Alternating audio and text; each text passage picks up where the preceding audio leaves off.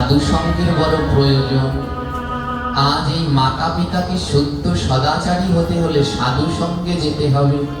সাধু সঙ্গে না গেলে এই সদাচারিতা, এই শুদ্ধতা শেখা যায় না। তাই ভক্ত সঙ্গ, সাধু সঙ্গ মানব জীবনের অমূল পরিবর্তন করে দেয়। আর এই পরিবর্তনই পারে আমাদের জীবনধারাকে পরিবর্তন করতে। আর কিছু পারুন আর না পারুন, একটু বদন ভরে গোবিন্দের মহামন্ত্র, এই কলিযুগ উদ্ধারণ পাবন হরে কৃষ্ণ মহামন্ত্র কীর্তন করুন। এই নাম ছাড়া কলিযুগের উদ্ধারের আর কোনো দ্বিতীয় পন্থা নেই। তাই বদন ভরে গৃহের ভিতরে সন্তানাদি নিয়ে হরি নামের মধ্যে মেতে উঠুন। হরে কৃষ্ণ হরে কৃষ্ণ কৃষ্ণ কৃষ্ণ হরে হরে, হরে রাম হরে রাম, রাম রাম হরে হরে। হরে কৃষ্ণ হরে কৃষ্ণ, সবাই কৃষ্ণ হরে হরে, হরে রাম হরে রাম, রাম রাম হরে হরে। হরে কৃষ্ণ হরে কৃষ্ণ কৃষ্ণ কৃষ্ণ হরে হরে, হরে রাম হরে রাম, রাম হরে হরে। হরে কৃষ্ণ হরে কৃষ্ণ, আমার সবাই মিলে উচ্চ স্বরে কৃষ্ণ হরে হরে, হরে রাম হরে রাম, রাম রাম হরে হরে। এক পাশে দাঁড়িয়ে মহাজন বললেন, এই নাম করলে কি হয়? এই নামের মধ্যে কি আছে? নাম করলে কি হয়? হ্যাঁ, আমার কৃষ্ণ কোথায় জানেন? কৃষ্ণ কোথায়? কৃষ্ণ কথায়। কৃষ্ণ কোথায়? আমি আবার বলবো, আপনারা সবাই বলবেন, কৃষ্ণ কোথায়? কৃষ্ণ কথায়। কৃষ্ণ দূরে নেই, এই কৃষ্ণ কথার মধ্যেই কৃষ্ণ। একবার কৃষ্ণ কোথায় বলে কৃষ্ণ বলো, ওই কৃষ্ণ নামের মধ্যেই কৃষ্ণ আছে। বলে নাম করলে কি হবে গো? বলে এই জগতে গোবিন্দকে যদি পেতে চাও, গোবিন্দ সেই গোলকে বিরাজ করছে, ওই গোলক থেকে গোবিন্দকে যদি নামাতে চাও, তাহলে তার উপায় হলো নাম। নামে নামি নামে, নামে নামি নামে। যদি নাম করতে পারো তাহলে ভগবান নামবেন। গোবিন্দকে নামানোর আর দ্বিতীয় কোনো পথ নেই।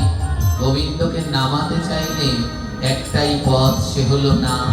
তাই বদন ভরে, বদন বন্ধ করে নয়, সবাই মিলে উচ্চ স্বরে হরে কৃষ্ণ হরে কৃষ্ণ কৃষ্ণ কৃষ্ণ হরে হরে রাম হরে রাম,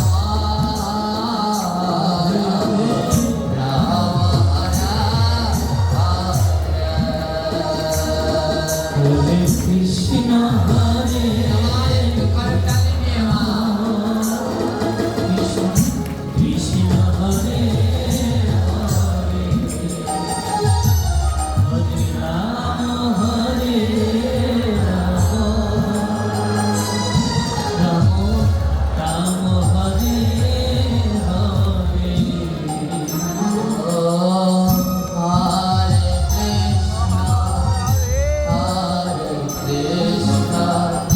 কৃষ্ণ কৃষ্ণ হরে হরে হরে রাম হরে রাম রাম রাম হরে হরে হরে কৃষ্ণ রাম কৃষ্ণ কৃষ্ণ কৃষ্ণ হরে হরে হরে রাম হরে রাম রাম রাম হরে বলে এই নাম করলে কিছু পাওয়া যায়? এক পাশে দাঁড়িয়ে বৈষ্ণব বললেন, হ্যাঁ, এই নাম করলে তুমি আর কিছু পাওয়ার না পাও, তিনটি জিনিস পাবে। এই নামে যারা ডুবেছে তারা আর কিছু পাওয়ার না পাও, তিনটি জিনিস তারা পাবেই পাবে। বলে সেই তিনটা জিনিস কি? বলে যারা এই নাম অহর্নিশি জপ করে, গোবিন্দ তাদের আর কিছু দিক আর না দিক তাদের কাঙাল করে দেবে।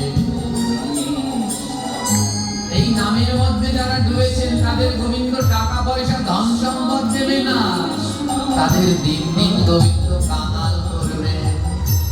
বলে কেন? বলে কাঙাল না করলে, কাঙাল না হলে তো কোনোদিন গোবিন্দ পাওয়া যায় না। তাই যারা এই নামে ডুবেছেন তাদের কাঙাল হতে হবে। বলে আর কি পাওয়া যাবে গো? আর দ্বিতীয়টা, তোমার আত্মীয় স্বজনদের থেকে দূর করে দেবে। তোমার যারা এই ভক্তিপথে নেমেছেন, সদাচারী জীবন যাপন করছেন, তাদের বাড়িতে কোনো আত্মীয় স্বজন আসবে না, তাদের কেউ ভালোবাসবে না। গোবিন্দ সবার কাছ থেকে দূরে সরে যাবে। বলে লাভ কি? বলে নয়নের জল। তোমায় কাঙাল বানিয়ে দেব, তোমাদের আত্মীয় স্বজনদের থেকে দূর করে দেব, আর সেই কষ্টে তুমি কৃষ্ণ কৃষ্ণ বলে কাঁদবে। ও ভক্ত, আমি তো তখনই আসি যখন কেউ কৃষ্ণ কৃষ্ণ বলে কাঁদে। বলে আরেকটা উপহার, এই কৃষ্ণ নামে যারা ডুবেছেন তারা আরেকটা উপহার পাবেন মা। সর্বঙ্গে গোবিন্দ একের পর এক ব্যাধি দিয়ে রাখবেন, যন্ত্রণা রোগ শোক দিয়ে রাখবেন। বলবো তুমি লাভ পাও কি? বলে ওরা যে কষ্ট না পেলে কাঁদে না রে। এই মনুষ্য জাতি কষ্ট না পেলে কাঁদে না। যে যার কৃষ্ণ নামে রুচি হয়েছে সে তো কৃষ্ণ নামে দুই নয়নের জল বর্ষণ করে। আর যার না হয়, গোবিন্দটাকে এই তিন উপহার দিয়ে অনাবরত নয়নের জল ঝরায়। আর আমার গোবিন্দ বলল, তখনই আসিব যখন ভক্ত নয়নের জল ভাসে।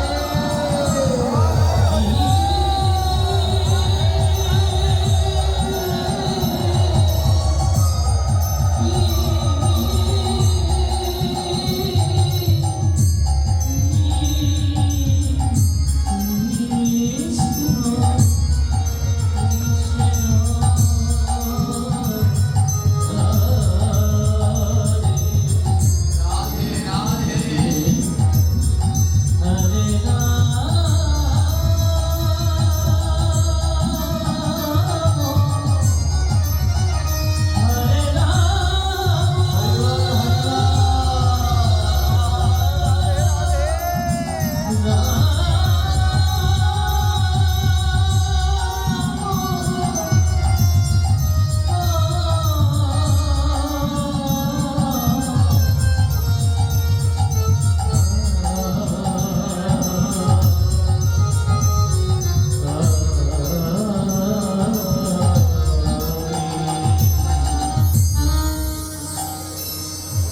ভারতবর্ষ, কর্ণাটক একটি মন্দির আছে, উদুপি কৃষ্ণ মন্দির।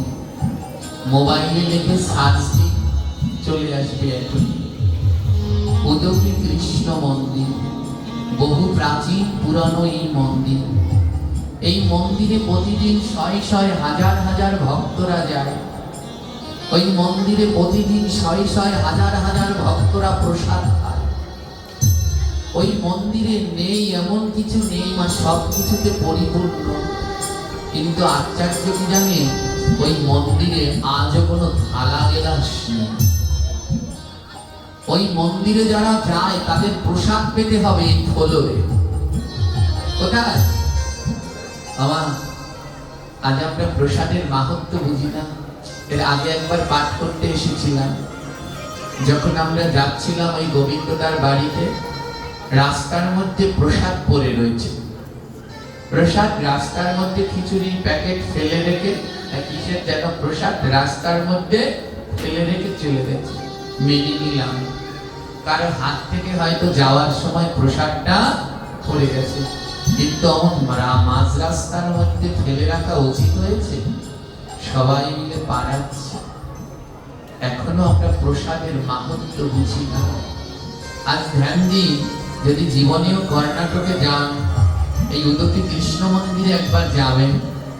আর সেখানে গেলে, সেখানে আপনি নয়, কোনো কাঙাল ভিখারি নয়, ধনী রাজা কোটি কোটি টাকার মালিক গেলেও যদি তাকে প্রসাদ পেতে হয়, এই ফ্লোরে বসতে হবে। যেখানে বসবেন ওর সামনে খেতে দেবে, কোনো থালও নেই, পাতাও নেই, কিচ্ছু নেই। ওই ফ্লোরে বসে তোমায় প্রসাদ পেতে হবে। এক পাশে কুকুর খাচ্ছে আর এক পাশে ভক্ত পাচ্ছে। হ্যাঁ, এখনই দেখতে পারেন, মোবাইলে লিখে দেখবেন, চলে আসবে শয়ে শয়ে ভক্তরা ওই মন্দিরে ফ্লোরে বসে, মেঝে বসে আবার প্রসাদ। জানেন কেন ওই মন্দিরে সবাই মেঝে বসে, ফ্লোরে বসে প্রসাদ খায়? এর পিছনে এক পরম কৃষ্ণ ভক্তের করুণ কাহিনী রয়েছে। পুরাকালে কর্ণাটকে এক পরম কৃষ্ণ ভক্ত বাস করতেন, নাম তার উদুপি। উদুপি ছিলেন পরম কৃষ্ণ ভক্ত মা। আর উদুপি খুব আনন্দেই ভগবানের সংসার করছে। হ্যাঁ, আমরা বলি সংসার ধর্ম বড় ধর্ম। কোন সংসার ধর্ম বড় ধর্ম? যেটা আমরা পালন করছি এটা। মাছ মাংস সমস্ত তামসিক আহার খেয়ে আনন্দ উল্লাস পালন করে, ঔষধ হলে গোবিন্দের সেবা বন্ধ করে দেই।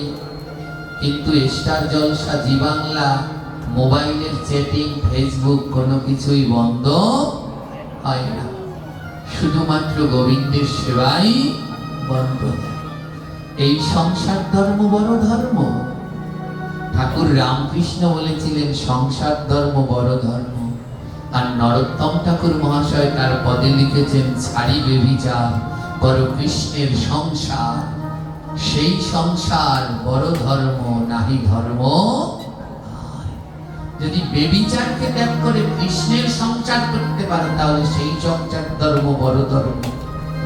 ভক্ত উদুপি, তার স্বামী, তাদের সম্বল কি মা? গোমাতা। তারা গোমাতা পালন করতেন। দুটো গরু ছিল। ওই দুটো গরুতে দুধ হতো। ওই দুগ্ধ বিক্রি করেই তাদের জীবনযাপন চলত। একটা মাত্র ছেলে। বড় আনন্দে তাদের সংসার কাটছে। ছেলেকে বিয়ে দিল, একটা নাতিও হলো। খুব আনন্দে আনন্দে কাটছে। কিন্তু ওই আনন্দের মধ্যে একটা জায়গায় অভাব। তাদের সুখ ছিল, কিন্তু কৃষ্ণ ভজন করেনি।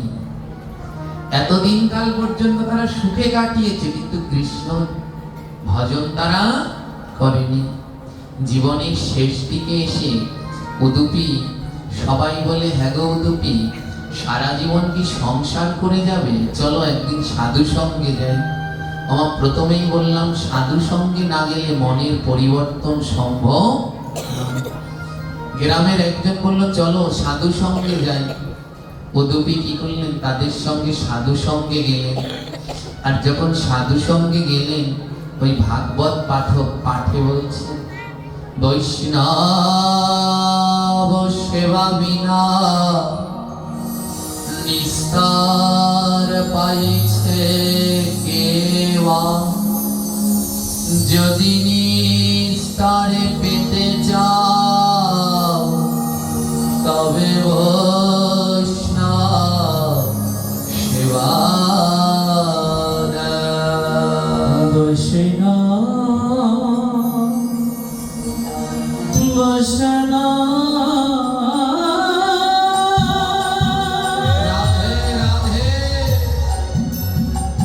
বসনা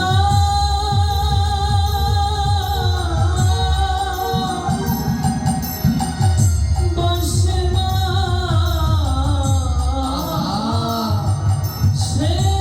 সেবাদা বসনা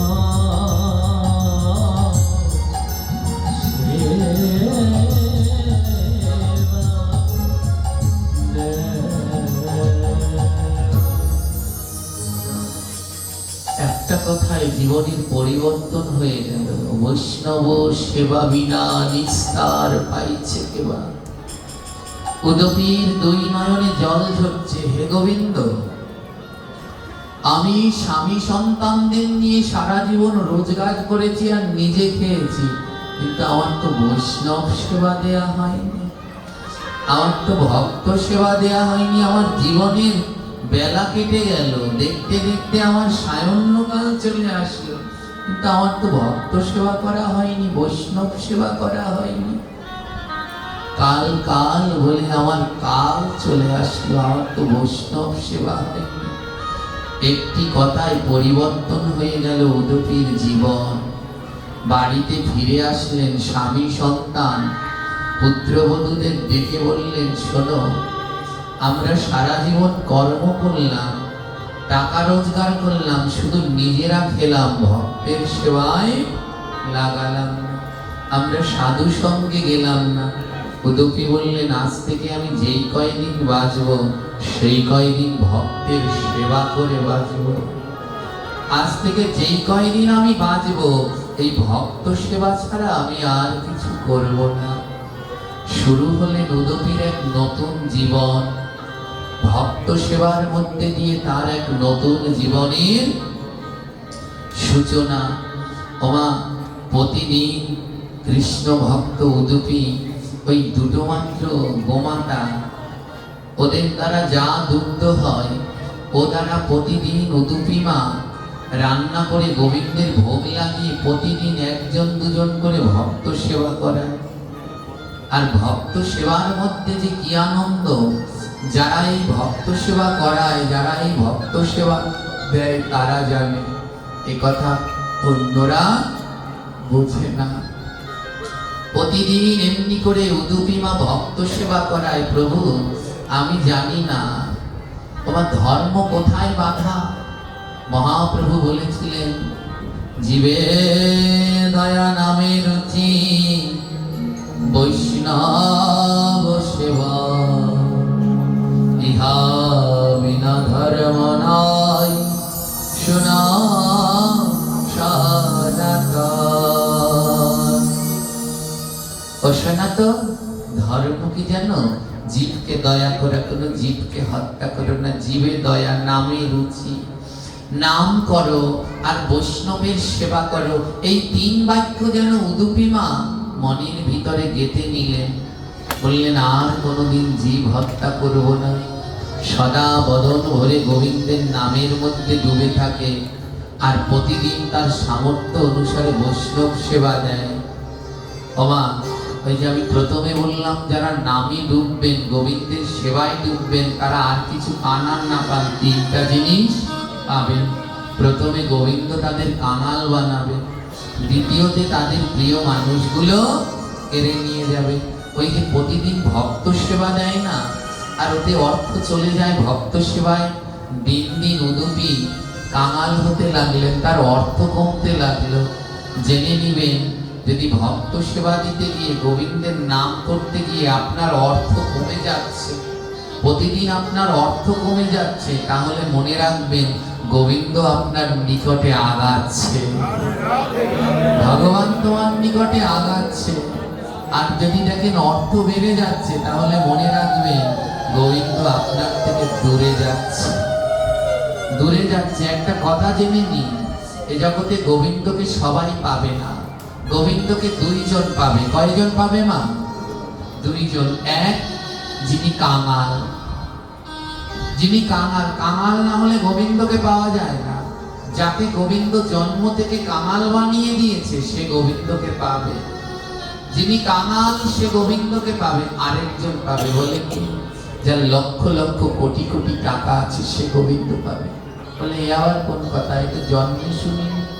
লক্ষ লক্ষ কোটি কোটি টাকা থাকলে গোবিন্দ পাবে? হ্যাঁ, যার লক্ষ লক্ষ কোটি কোটি টাকা আছে সে গোবিন্দ পাবে। লক্ষ লক্ষ কোটি কোটি টাকা ছিল লালাবাবু আর জগৎ শেঠের। লালাবাবু আর জগৎ শেঠের লক্ষ লক্ষ কোটি কোটি টাকা ছিল। লালাবাবু আর জগৎ শেঠ কি করেছিল জানেন? সেই লক্ষ লক্ষ কোটি কোটি টাকার লোভ ছেড়ে খালি হাতে দুই বাহু তুলে নিতাই গৌর বলে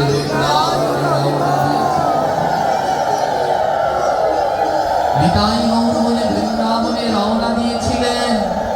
তাই কারো যদি কোটি কোটি টাকা থাকে আর সেই টাকার লোভ ত্যাগ করে যদি লালাবাবু আর জগৎ শেঠের মতো রাস্তায় বেরোতে পারো, তাহলে তুমিও গোবিন্দ পাবে, তুমিও গোবিন্দ পাবে।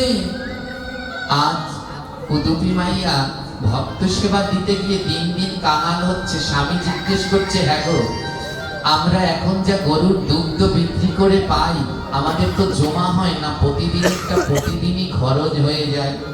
উদুপি মাইয়া হেসে বললেন, স্বামী, এ কৃষ্ণ পাওয়ার লক্ষণ। ধন জমা হলে কৃষ্ণ পাওয়া যায় না, ধন জমা হলে কৃষ্ণ পাওয়া যায় না। তাই আমরা যেন কৃষ্ণ ধনে ধনী হতে পারি। দিন দিন কাঙাল হতে লাগলেন মা। কি করলেন জানেন? হঠাৎ দুটো গরু তো একদিন গোয়াল ঘরে গিয়ে দেখে একটা গরু মরে রয়েছে। গোবিন্দ কাঙাল বানাচ্ছে, ভক্তের কাছ থেকে ধীরে ধীরে কেড়ে নিচ্ছে। অন্যরা স্বামী সন্তান পুত্রবধূ তারা কাঁদছে, কিন্তু উদুপির নয়নে জল নেই, কারণ তিনি বুঝতে পেরেছেন কৃষ্ণ পাওয়ার লক্ষণ এগুলো। আমার কিছুদিন যেতে না যেতেই উদুপি স্বামী মারা গেলেন। মিলিয়ে দেখবেন যারা ভগবানকে ডাকেন, ভালোবাসেন, যারা খুব ছোটবেলা থেকে গোবিন্দকে ডাকছেন, দেখবেন ছোটবেলায় মাকে কেড়ে নিয়ে যাচ্ছে, বাবাকে কেড়ে নিয়ে যাচ্ছে। যারা অল্প বয়সে গোবিন্দের পথে নেমে গেছেন, অনেক মায়েরা আমাদের, আমার মায়েদের হৃদয়ে ভক্তিটা বেশি। অল্প বয়সে বিবাহ হয়েছে, অল্প বয়সে কারো কথা কানে তুলেনি, কারো কথা কানে তুলেনি। অনেকজনে বলেছে সদবাদের একাদশী করতে নেই, তারপরে অনেক মায়েরা মনের ভিতরে সাহস নিয়ে একাদশী করেছে, মালা জপ করেছে, কিন্তু গোবিন্দ তাদের বিধবা করে দিয়েছেন, স্বামী কেড়ে নিয়ে গেছেন। অল্প বয়সে স্বামী কেড়ে নিয়ে গেছেন, সন্তান কেড়ে নিয়ে গেছেন। এগুলো কেন কেড়ে নেয়? গোবিন্দকে পাওয়ার যে তিনটি লক্ষণ, তার মধ্যে একটি হলো প্রিয়জনদের কেড়ে নেয়, দূরে সরিয়ে দেয়। যারা ভক্তি জীবন পালন করেন এদের আত্মীয় স্বজনদের ভগবান দূরে সরিয়ে দেয়। এটা কোনো খারাপ লক্ষণ নয়, এটা ভালো লক্ষণ। বলে ওরা যত দূরে সরবে, গোবিন্দ বলল আমি তোমার তত কাছে আসবো। ওই প্রিয় মানুষগুলোকে কেড়ে নেয়। কেন কেড়ে নেয়? ভগবান বলল ওই প্রিয় মানুষটাকে ভালোবেসে যেই সময় নষ্ট করতে, সেই ভালোটা তোমরা আমায় বাসো। সারা জীবন ছেলেকে ভালোবাসলেন মা, ছেলে নাই, যতক্ষণ ঘরে আসে ততক্ষণ পর্যন্ত খেলেন না। ছেলে আসবে তারপরেই খাবার খাবো। যখন বৃদ্ধ হয়ে যাবেন, ওই ছেলে আপনার জন্য অপেক্ষা করবে না। একটা বাতের ব্যথার জন্য ট্যাবলেট চাইবেন, তখন ছেলে বলবে এই না সেদিন এনে দিলাম, এর মধ্যে শেষ। বৌমা বলবে এখনো মরে না কেন, এ তো জঞ্জাল, সবার কাছে সেদিন বোঝা হবে। যেই ছেলে না আসা পর্যন্ত ভাত খেলেন না, এত ভালোবাসলেন।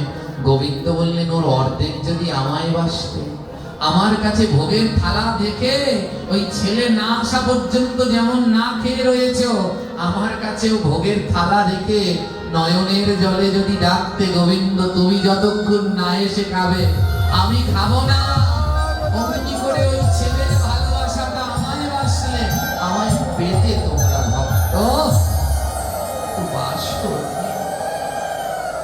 আমাকে সেই ভালোবাসনি। স্বামী মারা গেলে, উদুপির বিধবা হলে, আমার মনের মধ্যে বিরহ বাড়ছে। আর বিরহ না হলে তো নয়নে জল হয় না। চণ্ডীদাস আর রজকিনী শুনেছেন? চণ্ডীদাস আর রজকিনী বৈষ্ণব সাহিত্যে যত পদ আছে বিরহে সব থেকে বেশি পদ লিখেছেন চণ্ডীদাস। আমার চণ্ডীদাস কি করতেন? বর্ষি বাইতেন, তাই না?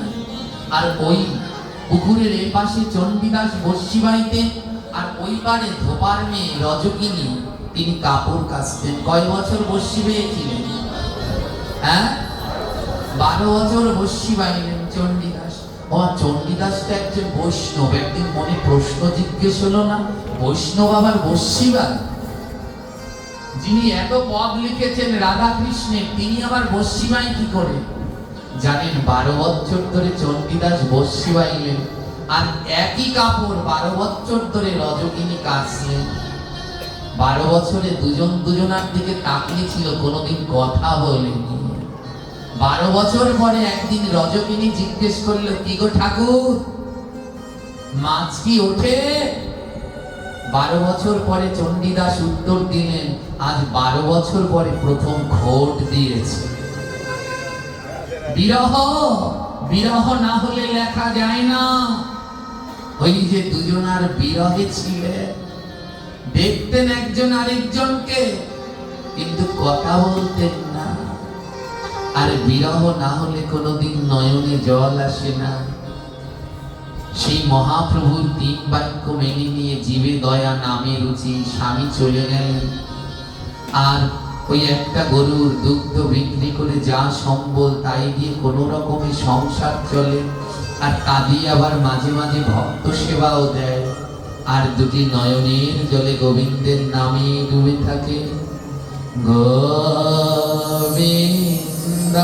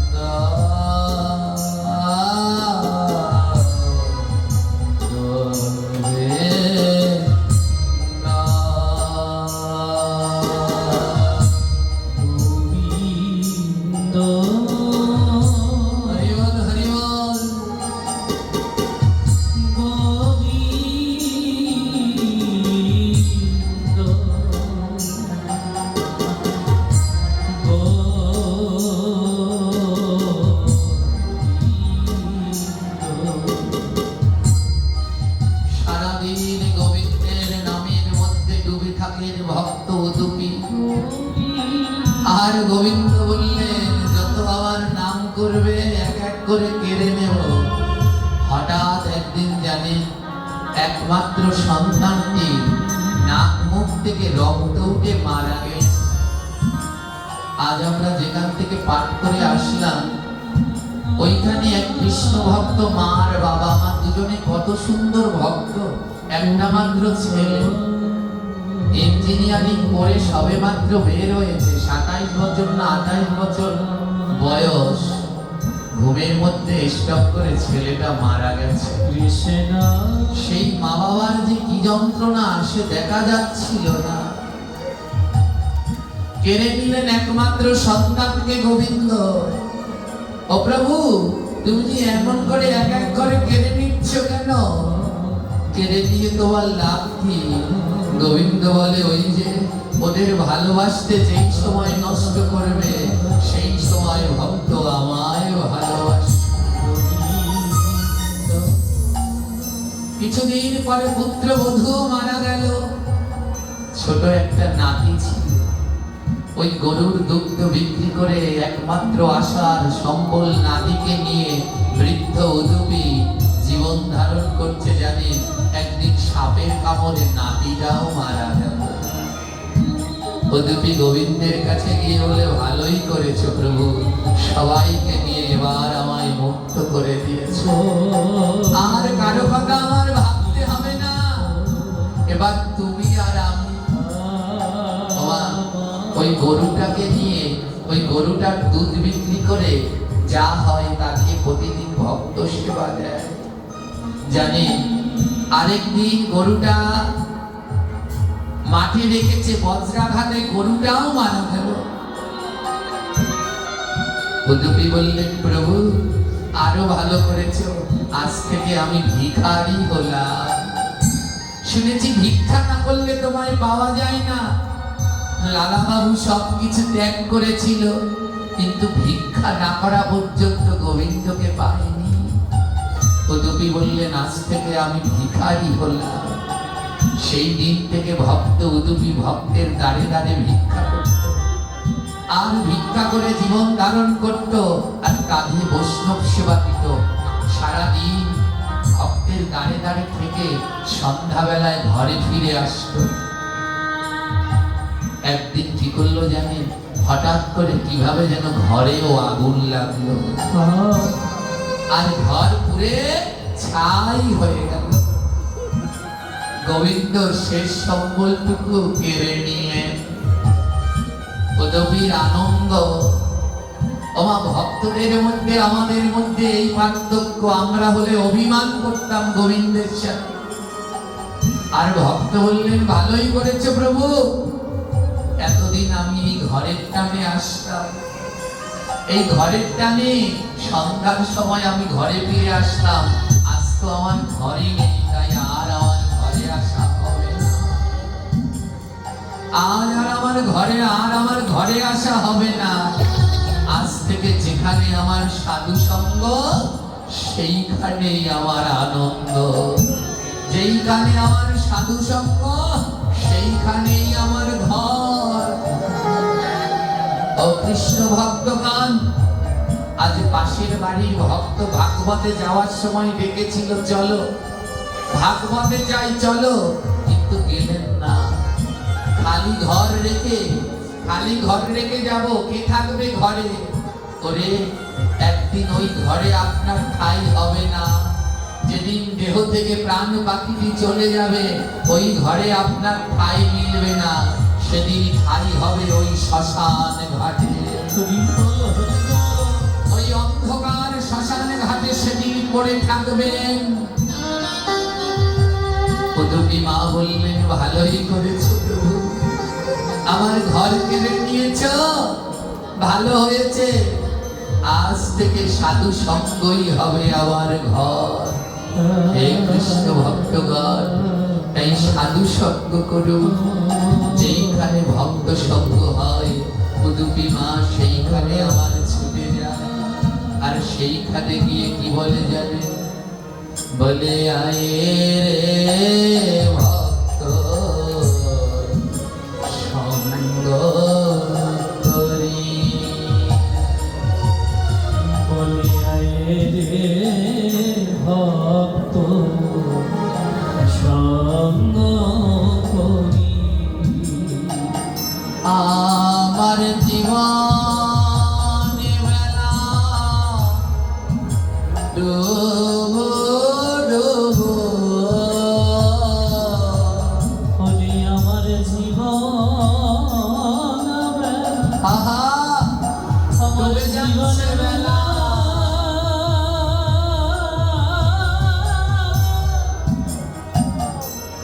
জীবন বেলা ডুবু ডুবু। বলিয়াই রে ভক্ত একবার সঙ্গ করি। আমি ভক্তের অঙ্গে দেব অঙ্গ, আমি এই ভক্তের রঙে দেব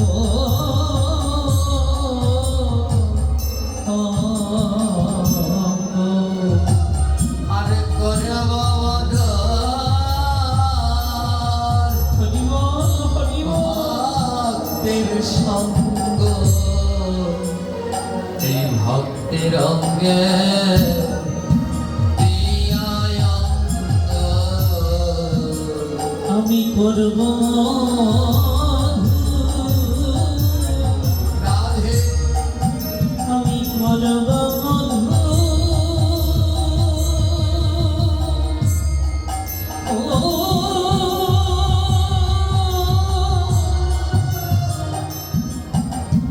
ভক্ত সব আমি ভক্তের অঙ্গে আমার দিয়ে আমি নয়ন জলে চরণে ধোয়াইব। আমি নয়ন জলে ওই চরণ ধোয়া নয়ন জলে চরণে ধোয়াইব।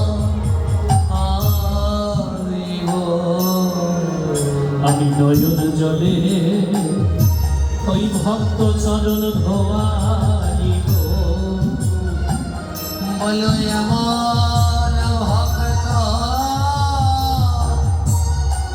আমি কোথায় পাবো? আমি নয়ন জলে চরণ ধোয়াইব। বলো এমন ভক্ত রাধে গো আমি এমন ভক্ত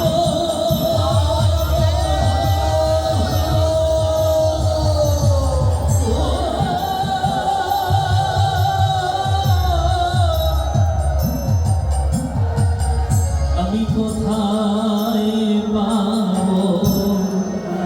আমি নয়ন জলে আমার নয়ন জলে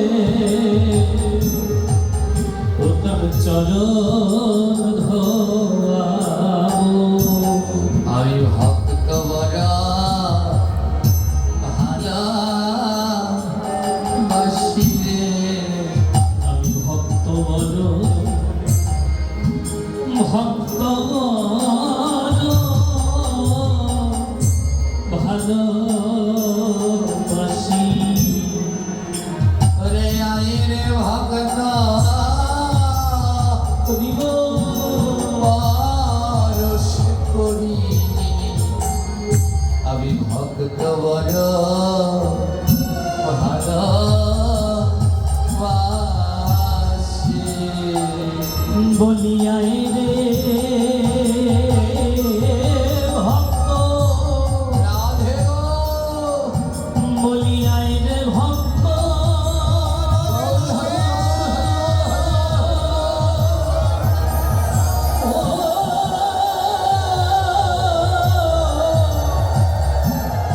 একবার পদ পরশ করি। আমি ভক্ত বড় ভালোবাসি। ভক্ত ইউদুপি সব কিছু হারিয়ে কামাইনি হয়ে পথের ভিখারি হয়ে ঘুরে বেড়ায়। আজ কি হলো মা জানে? হঠাৎ একদিন উদুপি মা অনুভব করলো তার পা দুটো কেমন যেন অবাস হয়ে যাচ্ছে। গোবিন্দ একটা পাথরের বেদি, বিশাল এক বড় পাথরের বেদি কোনো এক পুরাকালে কোনো এক ঘরে স্তম্ভ ছিল, প্রতিবিম্ব ছিল। উদুপিমা সেখানে গিয়ে বসলেন আর হঠাৎ অনুভব করলেন তার পা দুটো অবাস হয়ে যাচ্ছে। আর ধীরে ধীরে পা দুটো তার সম্পূর্ণ অবাস হয়ে গেল, পা আর নড়াতে পারছে না। বলে কি করলে গোবিন্দ? বলে ওই যে আমাকে পাওয়ার তিনটি লক্ষণ, সর্বশেষ লক্ষণ ভক্তের দেহের মধ্যে একগাদা রোগ বেঁধে দিয়ে দেবে। গোবিন্দ আমার উদুপি মায়ের দুটি পা কেড়ে নিলেন, পা আর নড়াতে পারছে না। পাথর খণ্ডের উপরে বসে উদুপি মা হরিনাম করে।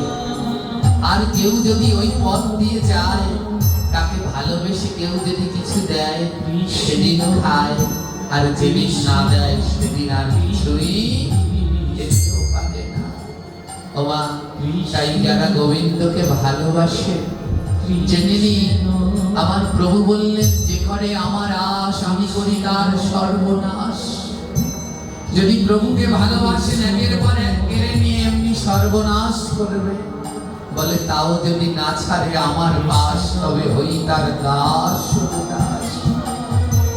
যারা এই পথে নেমেছেন তাদের এমনি যন্ত্রণা হবে, কিন্তু পাশ যেন ছাড়বেন না। শেষ পর্যন্ত প্রভুর পাশ ধরে রাখবেন। পদুবিমার দুটি পা গোবিন্দ কেড়ে নিলেন, হাঁটতে আর পারে না, ভিক্ষা করতে পারে না, কিন্তু ওই পাথর খণ্ডের উপরে বসে আজ হরিনাম করে। কেউ যদি কিছু দেয় তো খায়, কেউ যদি না দেয় তো না খায়। তৎসময়ে দেশে দুর্ভিক্ষ লাগলো, কোনো খাবার দাবার নেই, কেউ কাউকে দেয়া তো দূরের কথা, কিচ্ছু করে না। আর ওই পথ দিয়ে কেউ জানো না। একদিন, দুদিন, 3 দিন কেটে গেল, উদুপিমার কোনো খাবার হয় না। 4 দিন, 5 দিন, 6 দিন, 7 দিন কেটে গেল, কিচ্ছু কেউ দেয়নি। 7 দিন ধরে না খেয়ে রয়েছে, দুটি নয়নের জলে অনাবরত ভাসছে। বাবা হাঁটতে পারে না তো, জল তেষ্টা লেগেছে, চারদিকে খরা, তো শ্রীবিষ্ণু দুর্ভিক্ষ না খরা দেখা দিয়েছে, প্রচুর রোদ, তাই কেউ ঘরের বের হয় না, জল নেই। কর্ণাটক তো ওদিকে এমনিটাই একটু খরাপ্রবণ এলাকা, কোথাও জল নেই। জানেন, ভক্তিমতী মা উদুপির জল তেষ্টা লেগেছে, কিন্তু জল এনে খাবে সেই শক্তিও তার নেই। কৃষ্ণ কৃষ্ণ বলে কাঁদে, আর ওই নয়নের জল গিয়ে মুখে পড়ে, তাই দিয়ে তৃষ্ণা নিবারণ করে। বলে কৃষ্ণকে পেতে হলে নয়নের জল লাগে। কতটা জল, কতটা জল হলে কৃষ্ণ পাওয়া যায়? মহাজন বললেন, কাঁদিতে কাঁদিতে যেদিন ভুলা হবে কাদা, সেই না কাদায় নন্দের বেটা জন্মে জন্মে। আজ নয়নের জলে চরণের ধুলা কাদা হয়ে গেছেন। জানেন, 7 দিন ধরে কিছু খায় না, জলটুকু পর্যন্ত পায় না। গোলক বৃন্দাবনে শ্রীমতী রাধারানীকে বললেন, আর কত কাঁদাবে প্রভু, যাবে না? তোমার ভক্তের ডাকে তুমি কি আর সাড়া দেবে না? সব কেড়ে নিয়ে গেলে, তুমি যাবে না? গোবিন্দ বলল, আজ যাব। আজ নয়নের জলে ধুলা কাদা হয়ে গেছে, আজ ভক্তের কাছে আমি যাব। তাই আজ আমার প্রাণ গোবিন্দ এক বালক রূপ ধারণ করে রওনা দিলেন ভক্ত উদুপির কাছে। তাই প্রাণ কৃষ্ণ আমার বালক সাজিয়া,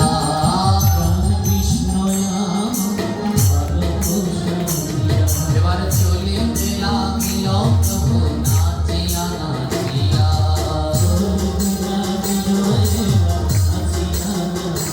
এবার উদুপি মাইয়ার কাছে দিল দর্শন।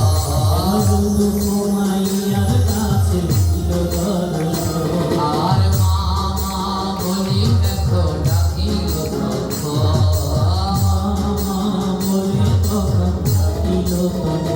ভগবান কৃষ্ণ এক বালক রূপ ধারণ করে উদুপি মায়ের কাছে গিয়ে, মা, ও মা, মা। উদুপি বললেন, কে এমন করে ডাকছে? চোখ খুলে তাকিয়ে দেখে একটা বালক দাঁড়িয়ে আছে। মনে হয় বিহারে যেন আমি চিনি,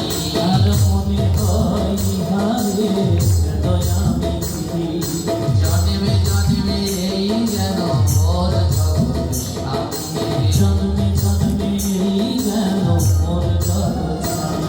ভক্ত উদুপি মা বলছে, মনে হয় এই বালককে আমি জন্ম জন্ম ধরে চিনি, কিন্তু কেন চিনতে পারছি না। ভগবান আমার বালক রূপে গিয়ে বলছে, ও মা, মা, আমাকে কিছু খেতে দাও না।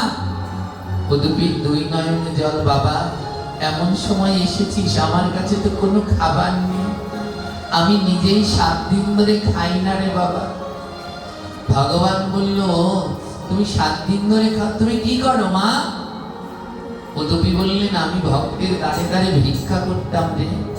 জানিস আমার পা দুটো অবাস হয়ে গেছে, তাই কেউ যদি আমায় কিছু দেয় তাহলে আমি খেতে পাই, আর যদি কেউ না দেয় তাহলে আমি খেতে পাই না। ভগবান বলছে, মা তুমি কি রান্না করতে পারো? বালক রূপে গোবিন্দ জিজ্ঞেস করছে, তুমি রান্না করতে পারো? উদুপি বলল, হ্যাঁ, আমি পা নাড়াতে পারি না, কিন্তু হাতটা নাড়াতে পারি। কেউ যদি আমার জন্য সবকিছু আয়োজন করে দেয় তাহলে আমি রান্নাটা করতে পারি। ভগবান বলে, চিন্তা করো না মা, তাহলে আমি সব কিছু এনে দেব, চাল ডাল তরকারি কাঠ জল সব এনে দেব, হ্যাঁ সব কিছু এনে দেব। উদুপি মা বললেন, বালক তুমি এগুলো কোথায় পাবে? ভগবান বলল, কেন? আমি ভক্তের দ্বারে দ্বারে গিয়ে ভিক্ষা করে আনবো। বাবা, আজ প্রাণ গোবিন্দ আমার ভক্ত সেবার জন্য ভিক্ষা করতে গেলেন, স্বয়ং গোবিন্দ ভিক্ষা করতে গেলেন। একটা কথা হলো, চাল ডাল তরি তরকারি লাগবে, গোবিন্দ এক তুরি দিলেই তো এসে হাজির, সত্যি কি না? গোবিন্দের ভিক্ষা করতে বের হওয়া লাগে, জোরে বলুন লাগে। আজ গোবিন্দ কেন ভিক্ষা করতে বেরোলেন? গোবিন্দ বললেন, এ জগতে কর্ম, যেমন ভক্ত আমায় ভালোবাসে আমিও ভক্তকে, এতদিন যেমন ভক্ত আমায় ভিক্ষা করে কষ্ট করে এনে সেবা করিয়েছে, তাই আজ আমারও কর্তব্য, আমিও ভক্তের জন্য ভক্তের দ্বারে দ্বারে গিয়ে ভিক্ষা করব। তাই আজ গোবিন্দ আমার বালক রূপ ধারণ করে এবার ভক্তের দ্বারে দ্বারে গোবিন্দ গেল।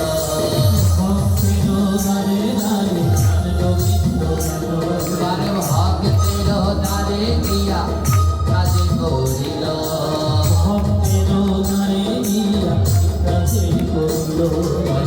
ভিক্ষা দাও গো নগরবাসী, ভিক্ষা দাও গো নগরবাসী।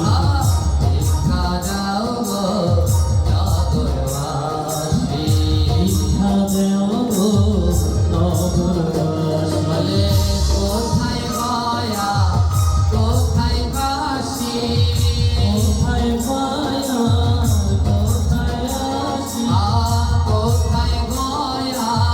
কোথায় কাশী,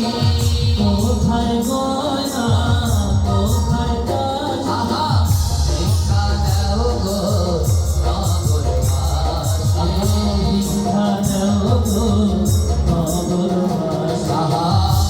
ভিক্ষা দাও গো নগরবাসী। ভক্তের দ্বারে দ্বারে প্রভু ভিক্ষা করে, আর সেই অন্ন দিয়া দেয় মায়ুদুপিরে।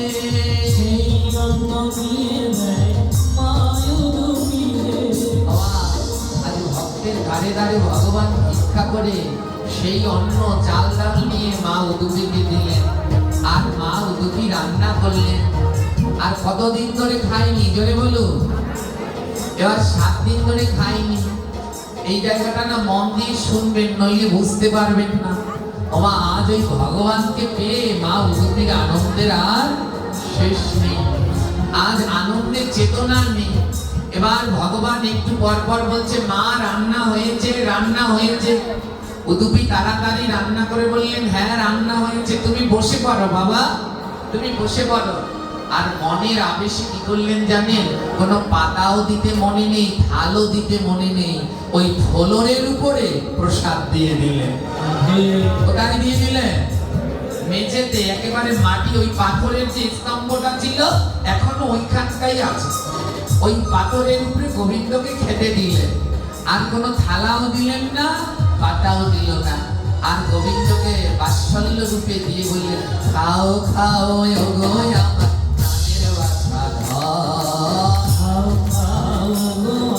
প্রাণের বাছা ধন। ভক্ত খেতে দিয়েছে কোথায়? জেনে বলুন, থালা গেলাস দিয়েছে না, ফলরের উপরে দিয়েছে। আর আমার গোবিন্দ বললেন, আমার ভক্ত আমায় ভালোবেসে যা দেয় আমি তাই গ্রহণ করি। দাপর যুগে দিয়েছিলেন মা, হ্যাঁ, পরাশরী সেই কলার ছোলাটা ফেলে, কলাটা ফেলে কি মুখে দিয়েছিলেন? খোসাটা মুখে দিয়েছিলেন। ভালোবেসে যদি খোসা দেয় আমার গোবিন্দ তাই খায়। আজও তাই হলো মা, থালে দিলেন না, সেই ফুলরে দিলেন। আর প্রাণ গোবিন্দ ভক্ত ভরে সেই প্রসাদ গ্রহণ করিল।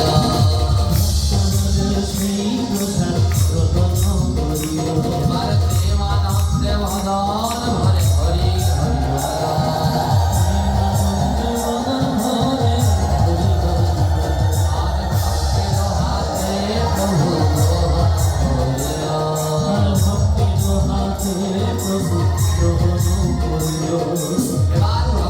গ্রহণ করলো। বাবা গোবিন্দের প্রিয়জন 12 জন সখা আছে, যারা ওই 12 জন সখা একজন আরেকজনকে ছাড়া থাকতে পারে না। সবাই বলে আমাদের কানাই গেল কই, কানাই গেল কই। সবাই তাকিয়ে দেখে কৃষ্ণ আমাদের সেই ভক্ত উদুভির কাছে ফলরে মেজে বসে প্রতিদিন সেবা করে। দ্বাদশ গোপাল দেখো সেখানে চলিল, দ্বাদশ গোপাল দেখো আর গোবিন্দের সাথে তারা সেবা যে করিল, গোবিন্দের সাথে তারা সেবা যে করিল। আর একে একে সখীগণ মঞ্জরি আইল, সখীগণ মঞ্জরি আইল। আর সবার শেষে আমার রাধা রানী এলো, সবার শেষে আমার রাধা রানী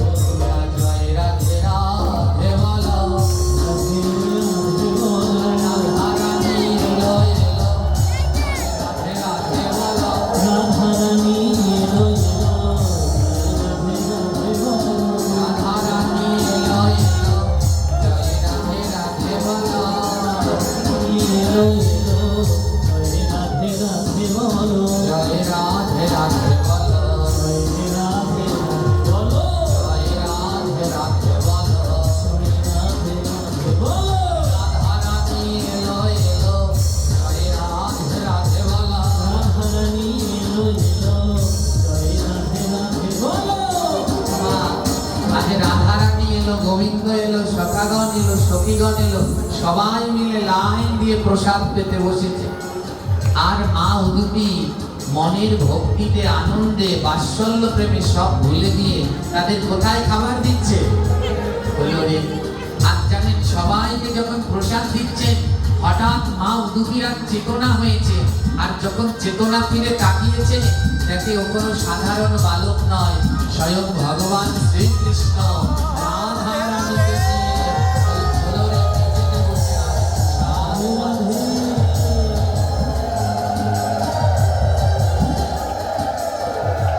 আর উদুপি মাইয়া লুটিয়ে বললেন, গোবিন্দ তুমি?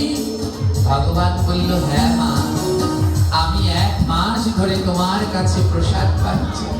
উদুপি বললেন, মা গোবিন্দ আমি বড় অপরাধ করেছি, আমি 1 মাস ধরে প্রেমের আবেশে তোমায় এই মেঝেতে বসে, পাথরে এই ফলরে বসে খেতে দিয়েছি।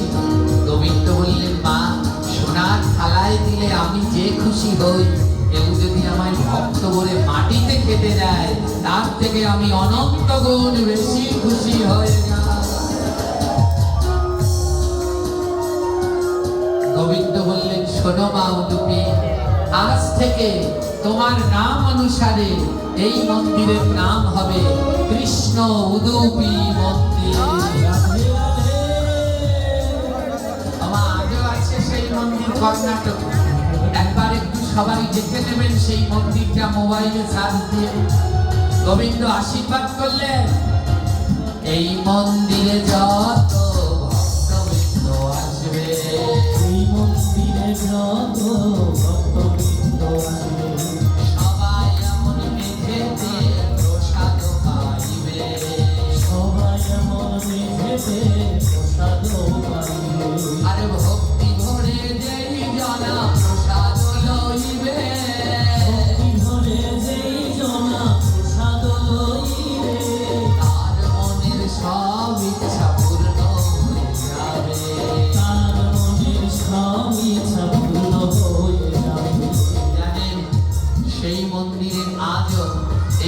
2026 সালেও কোনো থালা গেলাস নেই। এমপি মন্ত্রী ম্যাজিস্ট্রেট আসলেও তাকে ওই ফ্লোরে মেঝেতে বসে প্রসাদ নিতে হয়। আর সব থেকে বড় আশ্চর্যের কথা, ওই মন্দিরে বিভিন্ন ডাক্তারের কাছে গিয়ে ডাক্তার আশা ছেড়ে দেন এ আর বাঁচবে না, আর ওই মন্দিরে ভগবানের প্রসাদ নিয়ে সে সুস্থ হয়ে আবার ঘরে ফিরে যায়। এই হলো প্রসাদের মহিমা।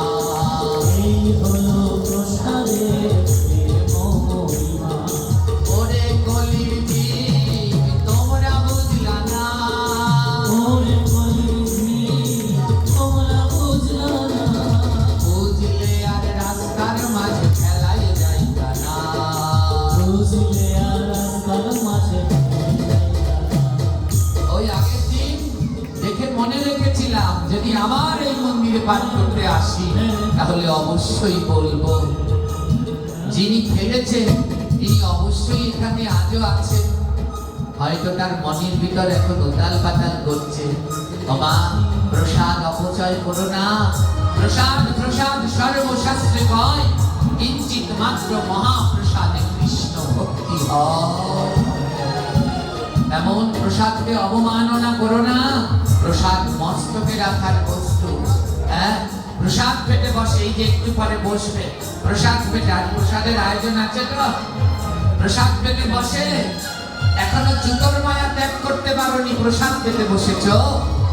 প্রসাদ পেতে বসেছে কোথায় জানেন? জুতোর উপরে। কোথায়? জুতোর উপরে বসে গোবিন্দের প্রসাদ পাচ্ছ, উদ্ধার হবে? কোনোদিনই না। একটা জুতোর মায়াই যার ত্যাগ পায়নি সে কি করে গোবিন্দের প্রসাদ পাবে? হ্যাঁ, গোবিন্দের প্রসাদ সে কি করে পাবে?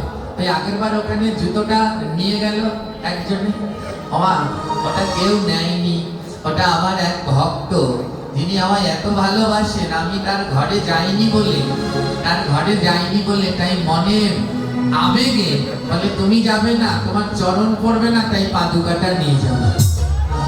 এই পাদুকা জোড়া নিয়ে গেছে, আবার আজকে নিয়েও এসেছে, কিন্তু তাতে আমি অসন্তুষ্ট নই। আমি তার এই ভক্তিতে, তার এই স্নেহ ভালোবাসায় আমি বড় সন্তুষ্ট। তার চরণে আমার অনন্ত